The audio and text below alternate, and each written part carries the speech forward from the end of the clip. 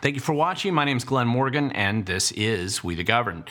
Now, today I'm going to be talking about something that comes up a lot as I've been doing some of the Doge Washington classes around Washington State, which is how do you get out there and expose corruption or law breaking by elected officials or bureaucrats?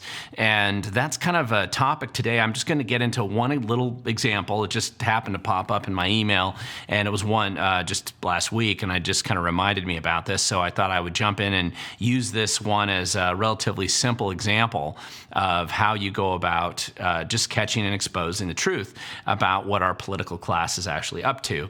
Now, if you want to get a better sense of some of the activity that I've had in this area over the last number of years, go to my website at wethegovern.com, and you're going to see on the very front page here, I actually detail quite a few of the people that, or at least a summary of the 326 or so at this time. There's actually a few more than that now, and over almost $650,000 worth of fines. A lot of these are public disclosure complaints, basically campaign finance violations or ethics boards, ethical violations where they violate Washington State's ethics laws, and quite a few other examples. And I link to them right. You can actually get to them right from the front page. And you can go to my website where I actually detail and provide all the documents. And if you want to know how to file complaints like these, you can look at some of the complaints that I've done. Most of these source documents are actually linked on my website, and you can find them right there, copy them. God gave eyes to plagiarize when it comes to complaints like this. It's a public record. Feel free to use the same language if you believe that you've caught a politician breaking some of those laws as well. Now, I always want to let people know that if you like this type of content, please don't forget to subscribe and like this video down below. And if you want to share it with others so that more people are engaged in this process to learn how they too can help hold their political class just a little bit more accountable than they are today, then I'd encourage you to do so. It's a good way to spread the word.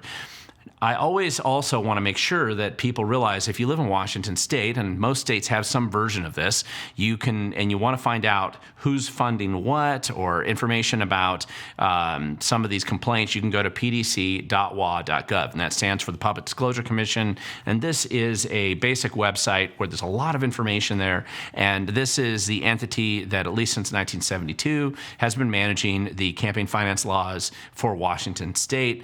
And the information I'm going to give you today in this video, you can find it right there and verify that the information I'm giving you is correct. And specifically, I'm going to talk about a recently posted enforcement case that actually started last year. I believe I filed this complaint in October, and for whatever reason, the Public Disclosure Commission took many, many months to actually post it and make it public. And that's why I got the email a few weeks ago, and that's why this is kind of top of mind, just as an example. It's not the most egregious one that I've done, and it's not even the most recent one, but it's just one that recently popped up, so you can easily go and find it at the enforcement link at the Public Disclosure Commission.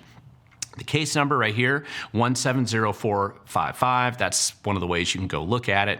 And essentially, this is just like many of these other complaints that I filed. In this case, this PDC enforcement case, 170455, is specifically against Senator Tawana Nobles. She's actually from the 28th Legislative District, which is kind of southeast Pierce County, more south of, it kind of includes Fort Lewis area, and it's south of Tacoma here.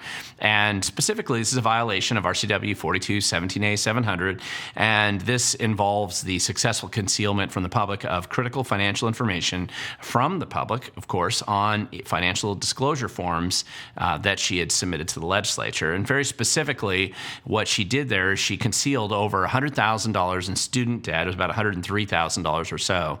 And then she concealed the $103,000 worth of student debt actually being forgiven by some undefined entity. So somehow all that debt disappeared. And keep in mind, these legislators and all elected officials like this, they do fill out these financial affairs documents every year, and they're supposed to report honestly debts and assets and income just so that people can see if who's influencing or potentially influencing these elected officials. So this is a fairly significant one. And here's why I actually found out about her, how I did, is that Senator Nobles is known for posting information on Instagram. This is an example of one of her posts.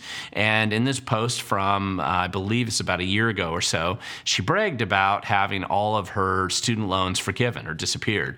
And if you actually look at it a little bit closer, you can see here that in that post here, she specifically basically outlines the two different student loans. It was it was about $103,000 there that were forgiven. But if you went back and looked at her annual financial affairs documents that she had been submitting every year for many, many years, every single time she reported that she had no debt at all.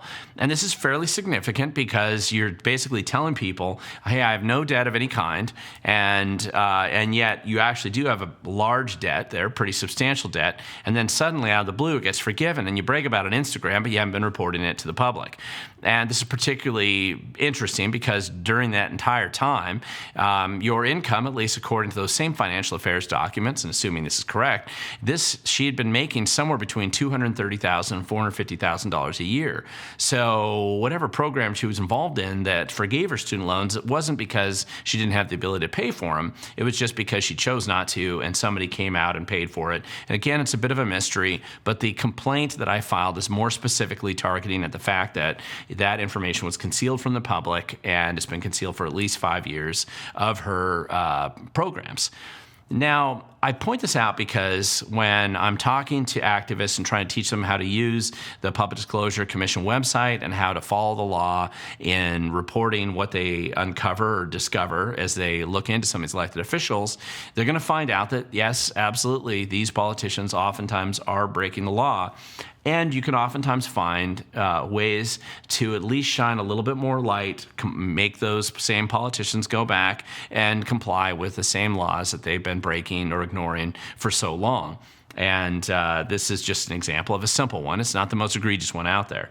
Now, obviously, this senator is a Democrat, so she's not going to get in much trouble. The Public Disclosure Commission has a long and sullied history of actually treating people very differently based on their partisan affiliation. Unfortunately, I'm going to have to do a series of stories about this now because it looks like they're only getting worse as they go down and have disparate treatment based on the political affiliation of the people who actually violate the statute.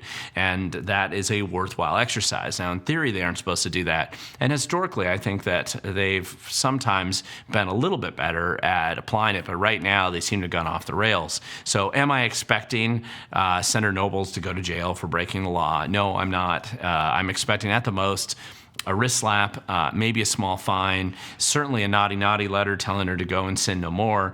But it only happens because you're paying attention and you're getting out there and engaging and exposing the truth.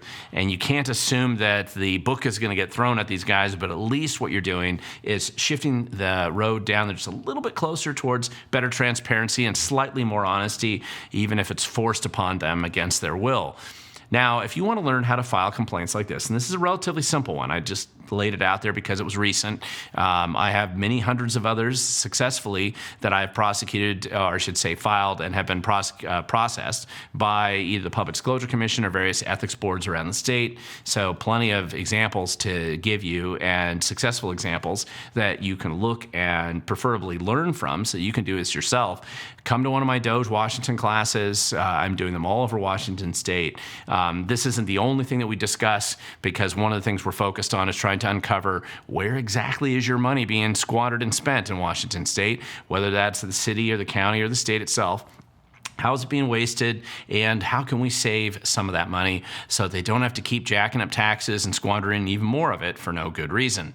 Come to one of these classes. Again, I'll link to the website article that'll detail where these classes are all around Washington State. And if you are willing to come there, I think you're going to come away with enough information that you too can go ahead and expose the truth, just like I did here with Senator Nobles a number of months ago. So this is the kind of thing that I think it's more important that those of us who want to be involved and engaged in the political process, this is what we have to do. We can't presume that somebody's coming to save us. The media will not do this work. Neither will anybody else. It's up to you and I to get out there and actually start to make an impact with our government where we live right now. So the only way you can do that is you have to be willing to show up because, as I always say, the future belongs to those who show up.